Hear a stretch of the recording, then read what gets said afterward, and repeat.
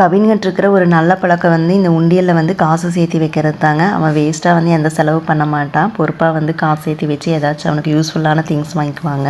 இந்த பழக்கம் வந்து அவனுக்கு 3 இயர்ஸ்லேருந்தே வந்து ஸ்டார்ட் ஆயிடுச்சுங்க. ஃபஸ்ட்டு இந்த ப்ளூ கலர் உண்டியல் வந்து அவனுக்கு 3 இயர்ஸ் இருக்கிறப்ப நான் தான் வாங்கி கொடுத்தேன். அந்த உண்டியலை வந்து இனியும் வந்து அவன் பத்திரமா வச்சுருக்குறாங்க.